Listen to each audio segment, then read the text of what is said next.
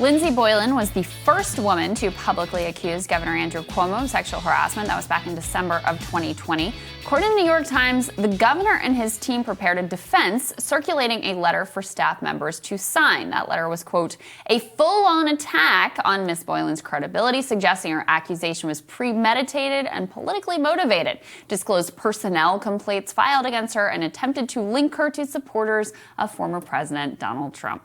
But the letter was never released, as Boylan's accusations kind of faded from media coverage for a while. That's right. So former senior advisor for the Sanders campaign, president and founder of Solidarity Strategies, author of T.O. Bernie, Chuck Rocha, and White House reporter for Politico, Gabby Orr. They join us now to discuss. Gabby, let me start with you. What does it say that the letter that the Cuomo team created, basically a hit piece and dossier on one of their public accusers, is later leaked because nobody would sign it who actually worked for Cuomo? I think it just shows how much his staff agrees very much with the public portrayal around the governor. How much they despise him. Yeah, absolutely. It definitely raises suspicions about, his attempts to play down the validity of all of these accusations. And look, this is just part of a pattern for him of trying to silence and intimidate his critics and potentially influence investigations. I mean, we saw before we found out about this letter, we know that he tried to tap a former law partner of his and a friendly judge to lead the investigation into these sexual harassment allegations that have surfaced. He's called, a Democratic assemblyman in the state who was interested in pursuing an investigation into the nursing home scandal further and threatened to end his career because of it.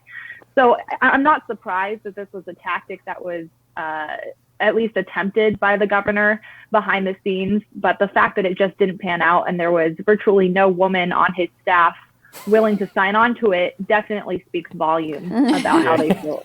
Very true. And of course, now that I think there's 7 accusers out now, comes a lot harder to come up with the dossier to discredit all 7 of them at this point. And Chuck, it goes to something you always say. You got to be nice to the people that you work with. I've seen this happen so many times in media. I've seen it happen so many times in politics. Look, when you're riding high and you're untouchable, everybody keeps their mouths shut. The minute there's blood in the water, boy, they will take whatever chance they can to bring you down when you've been a shitty person to them for years.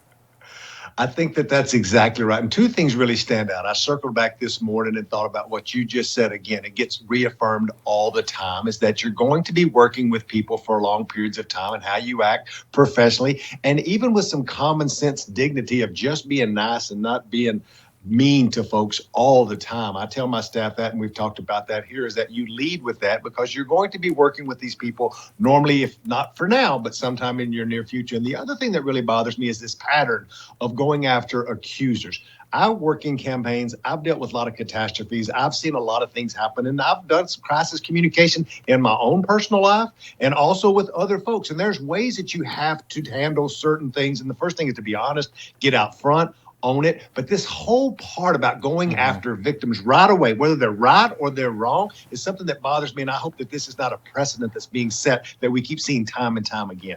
Yeah, and Gabby, on the political side, I mean, it's extraordinary. We see the Senate delegation from New York, many House members, many people within the New York State Democratic Party, and others saying he's got to go. Cuomo has to go. How much longer do you think he can and will hold on, or is he just going to disregard it and ride it out?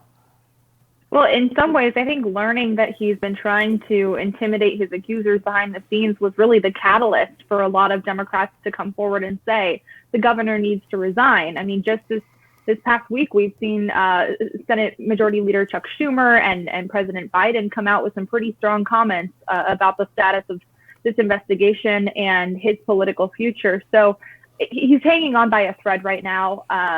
There doesn't seem to be many allies left in his camp up in New York or just in the National Democratic Party. And I think that ultimately the governor will be forced into a position where he will either have to step down or really be ousted by his own party at some point in the near future. Yeah.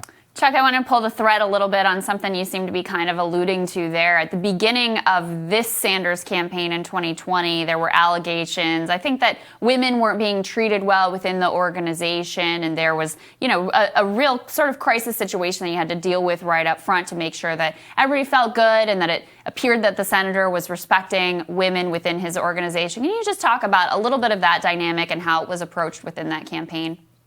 Yeah, when a lot of that came to light, right before we announced this time that we were running for president, I put this on the senator. He's like, let's hear these people out. Let's make sure that they're heard. Let's bring people together in a meeting. That's been widely reported. I'm not telling you anything that didn't happen. It was awkward. It was hard to hear those things. I heard the stories about what went on and the accusations that had been hurled. But this is what I mean by owning it and being out there and saying, we probably did make some mistakes. We were building an airplane and flying it at the same time. And then you start making up for what the mistakes had been. When I was there and I talk about building out the staff for Bernie, there were women and women of color running almost every department that we had at the headquarters. We want to make sure that women were heard and they were put up front. And this is what I mean about owning it, getting out there and saying what the mistakes that could have been, probably were, and that were made, and having an opportunity for folks to be heard, not just automatically turning on them and going, you're wrong, you can't, let's start this and that. That's the part of the precedence I was saying I hope never is set in these campaigns. Yeah, and look, I'm not equating like the allegations that were made that the campaign was not totally doing the right thing or totally respecting women the way it should. It's not remotely compared to what Cuomo's accused of here. But I think the distinction between when you actually take